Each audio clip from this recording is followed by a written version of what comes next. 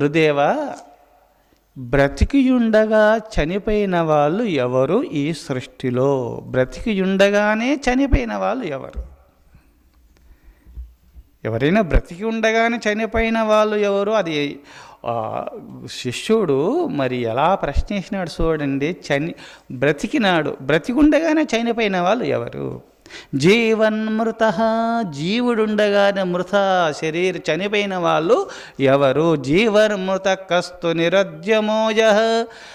గురుదేవ, బ్రతికి ఉండగానే చనిపోయిన వాళ్ళు ఎవరు అంటే ముక్తినికి ప్రయత్నించిన వాళ్ళంతా చనిపోయిన వాళ్ళే నాయనా అని చెప్పినాడు జగద్గురు శంకరాచార్య వారు.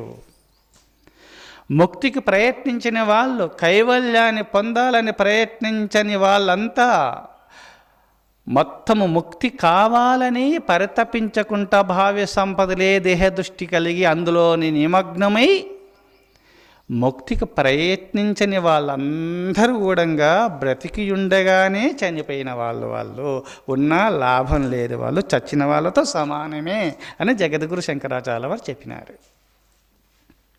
చూశారా? అందుకోసమే జీవన్మృత కస్తు నిరధ్యమోయ కింవామృతం శా సుఖదా నిరాశ. స్వామి, సుఖజీవులు ఎవరు, సుఖమంతులు ఎవరు స్వామి అని నిరాశ, ఆశ లేనివారు నాయన సుఖమంతులు. సుఖజీవి ఎవరు ఈ సృష్టిలో అంటే ఆశ లేనివారు. ఆశ ఉండాల, అల్పాహారంలాగా ఆశ ఉండాలి. అల్పాహారము తింటే కొంచెం ఆరోగ్యం బాగుంటుంది, శరీరం బాగా తేలికగా ఉంటుంది. అల్పాహారంలాగా ఆశ ఉండాలి, కానీ విందు భోజనములాగా ఆశ ఉండకూడదు అన్నాడు మలయాళ స్వాముల వారు. అలా ఉంటే నీకు హాని కలుగుతుంది, దుఃఖం ఏర్పడుతుంది. ఎప్పుడు దానిపైనే నువ్వు చింత చేసినావు అనుకో, నీకు మతి భ్రమణ కలిగి నీ బుద్ధి నశించి నరకాన్ని పొందడానికి అవకాశం ఉంటుంది సుమా. ధ్యాయతో విషయాన్ పుంసః సంగస్తేషూపజాయతే సంగాత్ సంజాయతే కామః కామాత్ క్రోధో విజాయతే క్రోధోద్భవతి సమ్మోహః సమ్మోహాత్ స్మృతి విభ్రమః స్మృతిర్భంశాత్ బుద్ధినాశః బుద్ధినాశాత్ ప్రణశ్యతి.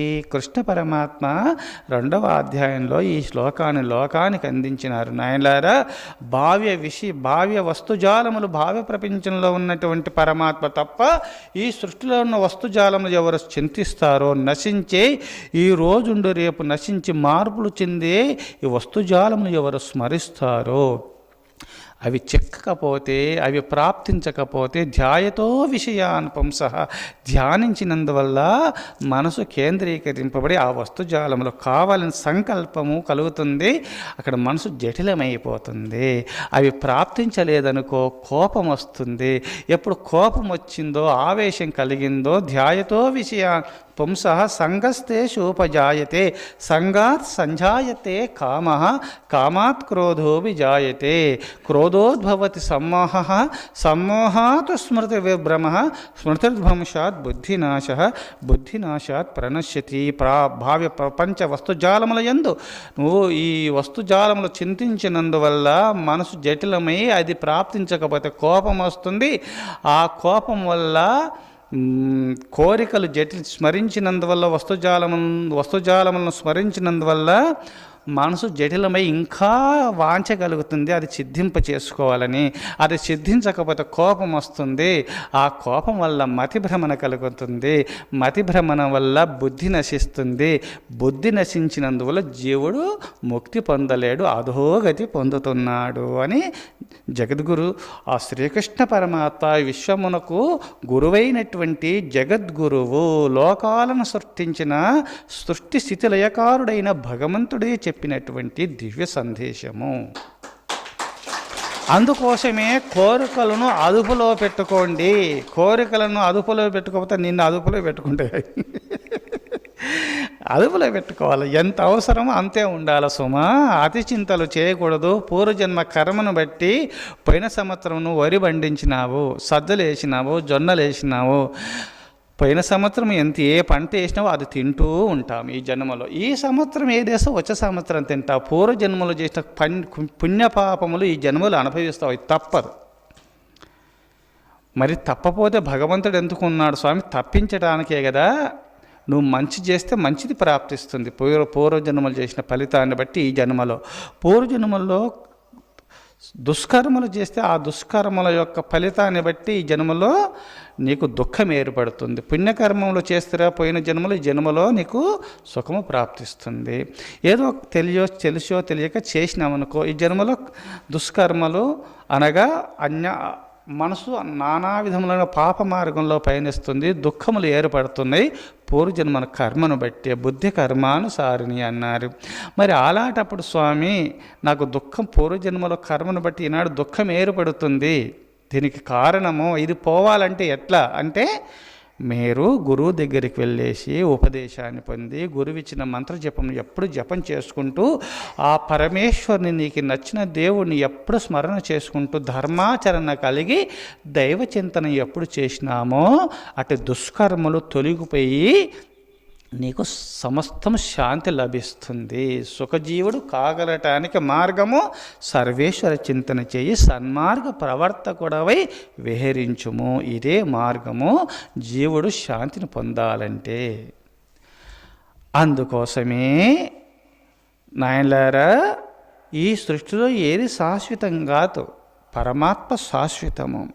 అందుకోసమే జీవనమృత కస్తు నిరద్యమోయ కింవామృతం శా సుఖదా నిరాశ.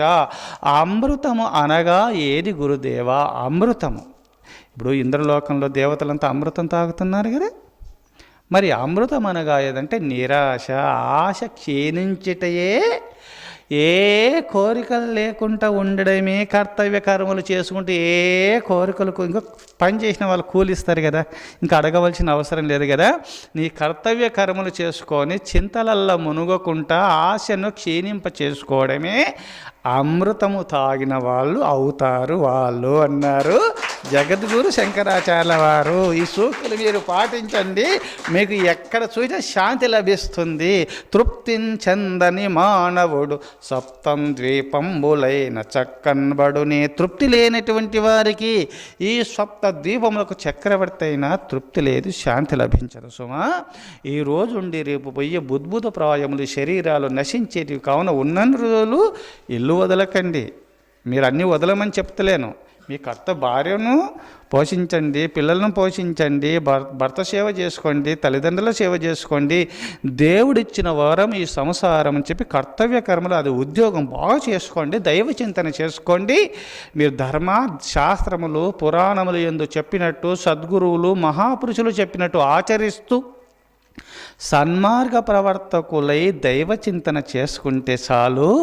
మీరు ఏదనుకుంటే అది మీకు సిద్ధించి తీరుతుంది, సందేహమే లేదు ఇందులో.